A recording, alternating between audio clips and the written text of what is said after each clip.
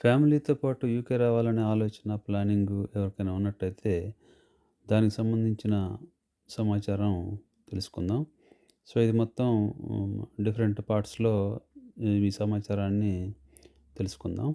So, గతంలో మీకు care వీసాలని ఉండేవి. అంటే ఇక్కడ కేర్ హోమ్స్‌లో వర్క్ చేయడానికి సంబంధించినటువంటి వీసాలు.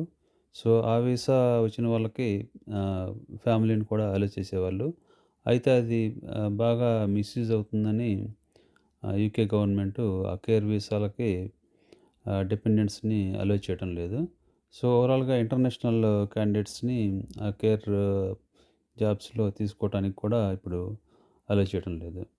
సో, ఇది పోతే ఇక మిగతా ఆప్షన్స్ ఏంటంటే, మీకు study or skilled worker visa ఈ 2 ఆప్షన్స్ ఆహ్, ఉన్నాయి.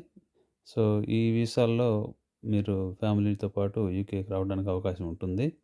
సో, వీటిల్లో స్టడీ ఆప్షన్స్‌కి సంబంధించి కూడా డిఫరెంట్ కోర్సెస్ ఉన్నాయి. రెగ్యులర్ పీజీ కాకుండా మాస్టర్స్ బై రీసెర్చ్ అని, పీహెచ్‌డీ, తర్వాత ఎంఫిల్, తర్వాత డీబీఏ అని డాక్టరేట్ ఆఫ్ బిజినెస్ అడ్మినిస్ట్రేషన్ అంటారు. సో, స్టడీ ఆప్షన్స్‌లో అయితే మీకు ఈ 3 కోర్సుల ద్వారా ఫ్యామిలీతో పాటు యూకే రావచ్చు. ఇక వర్క్ రూట్‌లో అయితే స్కిల్డ్ వర్కర్ వీసా రూట్ ఉంటుంది.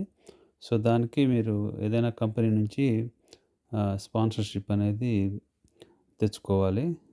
సో, దాని ద్వారా మీరు ఫ్యామిలీతో పాటు యూకే రావడానికి అవకాశం ఉంటుంది. సో, అయితే మనకి కంపెనీ స్పాన్సర్‌షిప్ అనేది చాలా కాంపిటీటివ్ ప్రాసెస్. మీకు మంచి ఆహ్, వర్క్ ప్రొఫైల్, మంచి ఎడ్యుకేషన్ బ్యాక్‌గ్రౌండ్, తర్వాత ఇండియాలో ఎక్స్‌పీరియన్స్ ఉన్నట్టయితే దానికి ట్రై చేసుకోవచ్చు.